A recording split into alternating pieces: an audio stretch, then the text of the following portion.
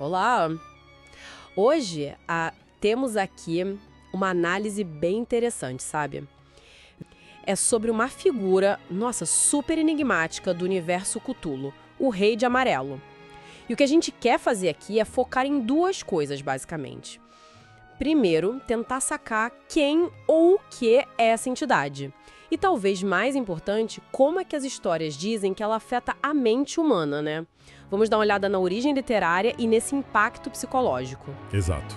A fonte mesmo é o livro do Robert W. Chambers, lá de 1895, The King in Yellow. É basicamente uma coleção de contos, sabe? E eles giram em torno de uma peça de teatro fictícia. A lenda dentro da história é que ler essa peça, bom, te leva à loucura. O próprio Lovecraft achou isso tão potente que usou no mitos dele. Então essa peça é tipo o foco da coisa, o ponto de contágio, digamos. O que a fonte fala sobre ela, além desse efeito maluco, e sobre o rei mesmo, do título. Olha, a peça, né, que também se chama O Rei de Amarelo, ela tem 2 atos. A gente sabe de nomes tipo Cacilda, Camila e o rei, claro. Agora, o conteúdo exato é um mistério. Mas dizem que tem uma beleza, assim, irresistível, mas ao mesmo tempo decadente. Ler tudo supostamente condena a alma. É uma ideia forte, né? Um texto que vaza para a realidade. E o rei em si, ele vai além da peça. Na mitologia que cresceu depois, ele é muito visto como o avatar mais famoso de Hastur.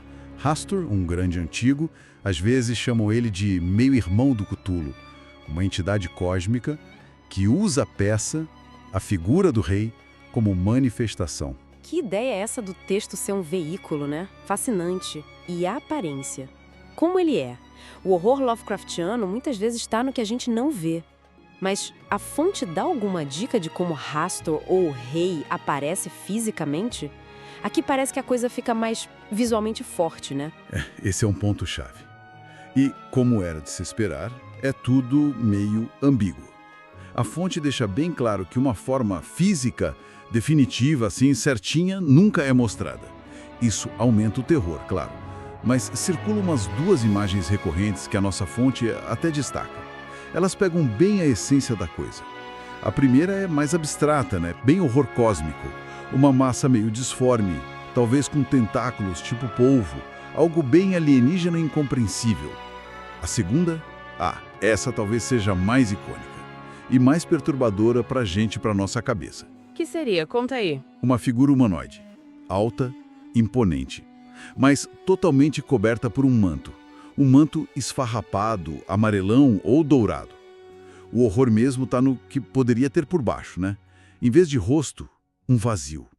Ou pior, uma massa de tentáculos retorcidos. Por isso chamam ele de peregrino amarelo ou rei em farrapos. Mistura o familiar, a forma humana, com o monstruoso total. Nossa, essa imagem do manto escondendo algo inominável é muito, muito forte. Uma forma humana, distorcida, sempre mexe com a gente, né? E a cor amarela? Especificamente o amarelo. A fonte liga isso a mais coisa além da cor do manto, certo? Sim, sim. E é uma ligação bem interessante com a época, com o tema todo. No fim do século XIX, o amarelo estava meio que associado à decadência estética. Tinha aquela revista controversa, The Yellow Book, por exemplo. Mas a cor também traz outras ideias, tipo doença, quarentena, sabe? Decomposição. E aqui, de forma bem direta, doença mental. O amarelo vira um símbolo visual dessa corrupção que o rei representa. Entendi. Tá, a cor reforça a ideia da loucura. Então vamos pro centro da questão mental. Como exatamente essa entidade, ou ler a peça, afeta a mente? Isso segundo a análise que a gente tem. É um ataque direto, tipo pá, ou é mais sutil? A fonte sugere as 2 coisas, na verdade. O efeito mais óbvio parece vir da exposição direta à peça. Ler ou talvez assistir. Aquela beleza proibida, a verdade terrível que ela contém. Parece quebrar a percepção da realidade, sabe? Leva à loucura mesmo. Mas tem uma interpretação mais profunda, mais cósmica, que a fonte explora. E essa eu acho particularmente arrepiante. Nessa visão, Hastur, O Rei de Amarelo, ele não é bem uma entidade com um plano maligno consciente, tipo um vilão de filme. Ele é mais a personificação de uma força fundamental, a entropia, o caos, a decadência que já existe no universo. Ele representa a destruição que age de dentro para fora, sutilmente, como uma doença, um câncer cósmico que vai corroendo a ordem, a sanidade. Uma força entrópica. Uau! Isso muda tudo. Não é um monstro que ataca, mas a própria tendência do universo ao colapso, à desordem, se manifestando. O impacto mental seria, então, uma consequência de conseguir ver essa verdade, de vislumbrar isso. Exatamente isso. A loucura seria a reação da mente humana quando confronta essa entropia pura. Ou quando se sente atraída por aquela beleza decadente da peça, que é uma expressão disso. É a desintegração da sanidade diante do declínio cósmico inevitável. Ou, sei lá, uma atração fatal pelo abismo. Uma corrosão bem sutil da realidade que a gente percebe. Ok, então, resumindo um pouco. O Rei de Amarelo, ligado a Hastur, é essa figura literária e cósmica. A forma física é ambígua, né? Talvez uma massa disforme, talvez esse ser encapuzado escondendo tentáculos. E o poder dele está tanto na peça maldita, que enlouquece, quanto na própria natureza dele, como símbolo da entropia, da decadência, corroendo a mente de um jeito sutil. Perfeito, é isso. E talvez o mais assustador seja justamente essa falta de uma descrição física clara, definitiva.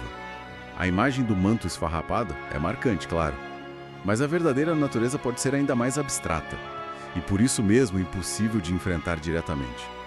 Essa ambiguidade permite que o horror se adapte, né? Que ele entre na mente de cada um de um jeito diferente. O que nos deixa com uma pergunta final interessante, né? Saindo um pouco da ficção. Se essa entidade representa a decadência, a entropia agindo sutilmente, minando por dentro, como a gente pode identificar forças parecidas, talvez menos fantásticas, mas igualmente desagregadoras agindo no nosso mundo, seja na sociedade ou na nossa própria cabeça? Fica aí para a gente pensar, né?